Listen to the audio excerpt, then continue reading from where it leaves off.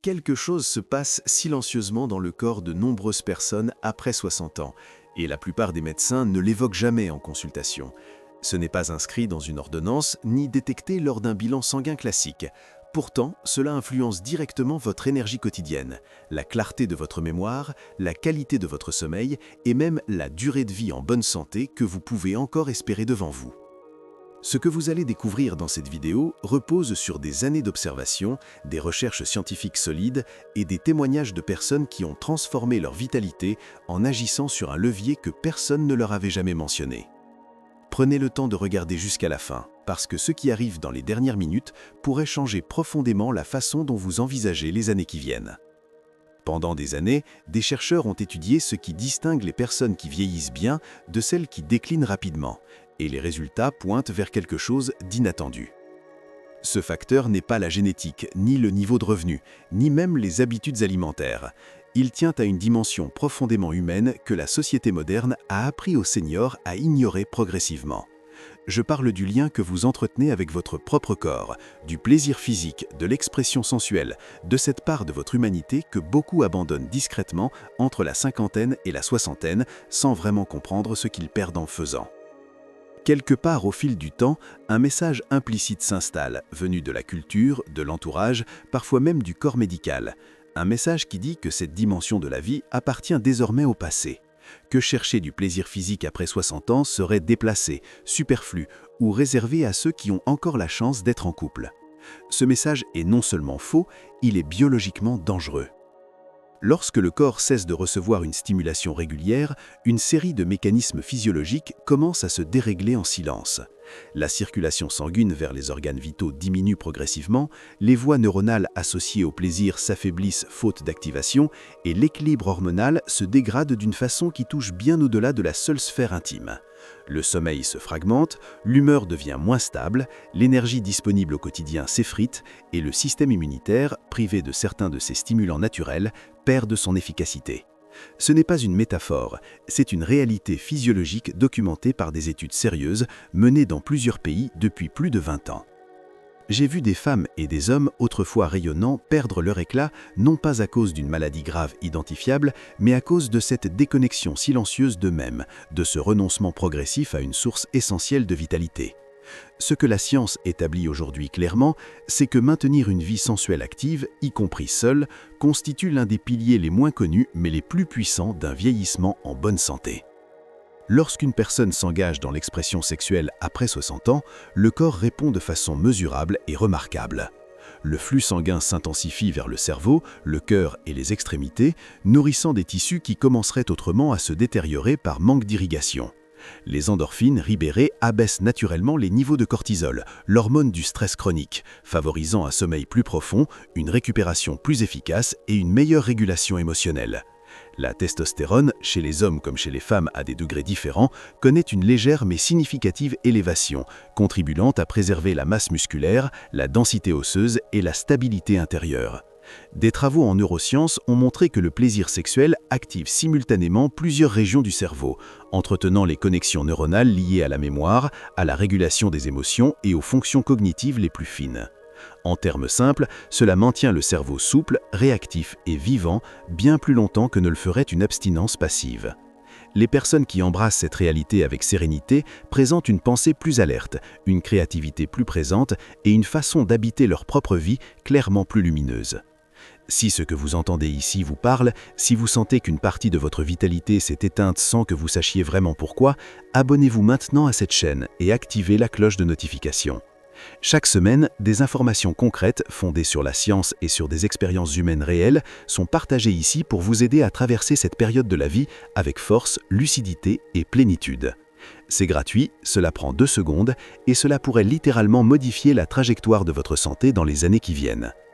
Parlons maintenant des croyances qui sabotent silencieusement la vitalité de tant de personnes après 60 ans, parce qu'elles sont plus répandues et plus destructrices qu'on ne le pense.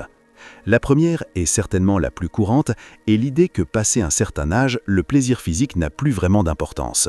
Beaucoup de seniors l'expriment avec un sourire résigné, comme si accepter ce renoncement faisait partie d'une forme de sagesse tardive, d'une paix trouvée avec la réalité du temps qui passe. Mais ce renoncement n'a rien de sage, il prive le corps d'un mécanisme essentiel de régulation, de régénération cellulaire et de connexion profonde à soi-même.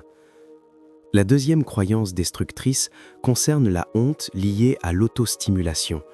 Des générations entières ont grandi dans une culture où ce sujet était traité avec tabou, associé à la culpabilité ou au jugement moral le plus sévère. Ces messages anciens s'impriment profondément dans la psyché et persistent bien au-delà des décennies où ils ont été reçus. Prendre soin de son propre corps, sous toutes ses formes, n'est pas une faiblesse morale, c'est un acte de respect envers la vie que vous portez encore en vous, envers le corps qui vous a accompagné à travers chaque épreuve et chaque joie de votre existence. Une troisième idée reçue, plus subtile mais tout aussi nuisible, veut que préserver son énergie serait bénéfique pour la santé globale, comme si l'abstinence protégeait d'un épuisement. La réalité biologique est exactement inverse. Comme un muscle qui s'atrophie faute d'usage, les systèmes du corps responsables du plaisir et de la circulation périphérique ont besoin d'une activation régulière pour demeurer fonctionnels. Le repos passif n'entretient pas, il accélère le déclin de façon silencieuse et progressive. La quatrième erreur consiste à traiter la santé sexuelle comme une dimension séparée de la santé générale, une sorte de bonus optionnel réservé à ceux qui ont de la chance ou qui sont encore jeunes. Ces deux dimensions sont profondément imbriquées et négliger l'une fragilise inévitablement l'autre sur le long terme. Comprendre tout cela est une étape indispensable, mais la compréhension seule ne suffit pas à transformer la réalité du quotidien. Ce dont vous avez besoin, c'est d'un chemin concret, respectueux de votre corps tel qu'il est aujourd'hui, pas tel qu'il était il y a 20 ans. Ce chemin porte un nom simple, la méthode de restauration, un processus progressif conçu pour aider le corps vieillissant à retrouver une connexion authentique et bienveillante avec lui-même. La première étape est la préparation de l'espace et du moment. Choisissez une plage horaire où vous ne serez pas interrompu. Ajustez la température de la pièce à votre confort personnel. Installez-vous dans un endroit où vous vous sentez réellement en sécurité et ayez un lubrifiant de qualité à portée de main. Ces gestes apparemment anodins envoient un signal fort à votre système nerveux. Vous vous accordez de la valeur et ce moment vous est entièrement consacré. La deuxième étape est la relaxation consciente. Respirez lentement et profondément. Laissez la tension quitter vos épaules, votre mâchoire, la plante de vos pieds. Ce n'est pas une séance chronométrée, ce n'est pas une performance à réussir.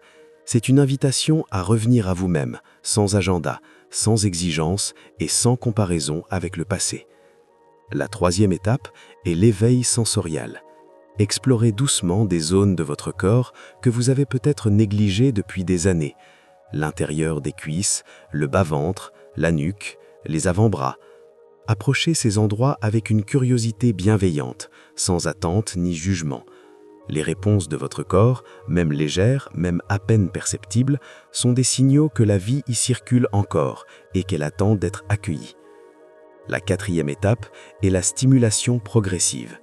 Sans chercher à atteindre un résultat défini, guidez doucement le toucher vers des zones plus intimes, en laissant l'excitation se construire à son propre rythme naturel.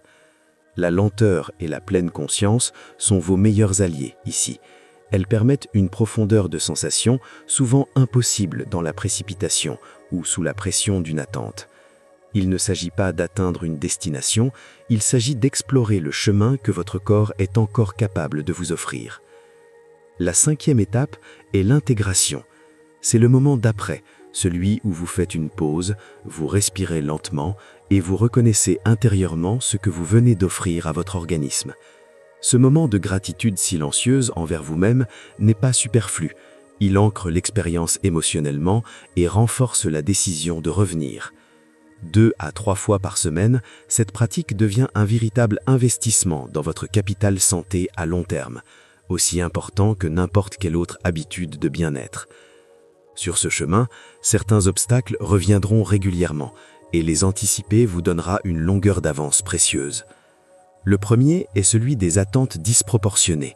Votre corps a évolué et ce n'est pas un échec, c'est simplement la réalité vivante du temps qui passe. La mesure du succès n'est plus l'intensité d'autrefois. Elle réside dans la reconnexion elle-même, dans la présence, dans la sensation retrouvée, aussi discrète soit-elle. Le deuxième obstacle est l'irrégularité. La reconnexion avec son corps fonctionne exactement comme toute forme de rééducation physique.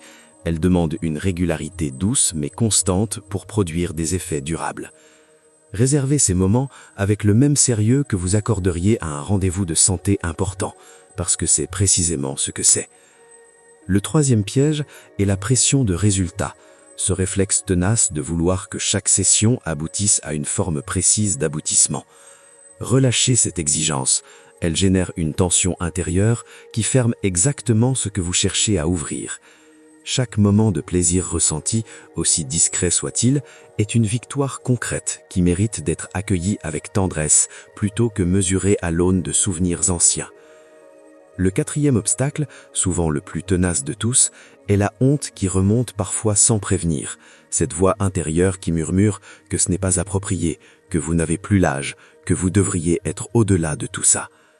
Si cette voix se fait entendre, accueillez-la avec douceur plutôt qu'avec résistance ou culpabilité.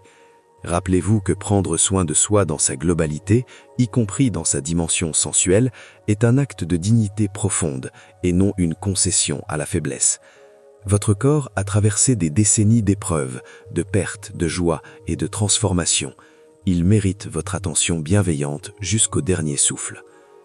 Ce que je veux que vous reteniez de ces minutes passées ensemble tient en quelques vérités simples mais essentielles. Votre droit au plaisir, à la vitalité et à une vie pleinement ressentie ne s'éteint pas avec les années. Il évolue, il se transforme, mais il ne disparaît pas. Des femmes et des hommes dans leurs 70 et leurs 80 ans ont retrouvé une énergie et une joie qu'ils croyaient définitivement perdues, simplement en cessant de se fermer à cette dimension d'eux-mêmes. La clé n'était pas un médicament, ni un régime, ni une cure coûteuse. Elle était déjà en eux, en attente d'être reconnue. Vous pouvez faire de même, à votre rythme, avec votre propre corps, dans le respect de qui vous êtes aujourd'hui. Commencez petit, soyez patient avec vous-même. Traitez-vous avec la même douceur que vous accorderiez naturellement à quelqu'un que vous aimez profondément. Votre histoire n'est pas terminée, elle s'écrit encore maintenant. Et vous avez aujourd'hui la possibilité réelle de choisir comment elle continue. Chaque pas vers la reconnexion avec votre corps est un pas vers un avenir qui contient non seulement plus d'années, mais davantage de vie dans chacune d'elles. Ce choix, aussi petit soit-il aujourd'hui, peut changer la trajectoire de votre santé sur les 5 prochaines années de façon bien plus significative que n'importe quelle supplémentation ou routine sportive imposée. La vitalité ne se mesure pas uniquement en années vécues, elle se ressent dans la qualité de chaque journée, dans la capacité à ressentir, à désirer, à s'étonner encore. Vous méritez cela, pleinement et sans condition.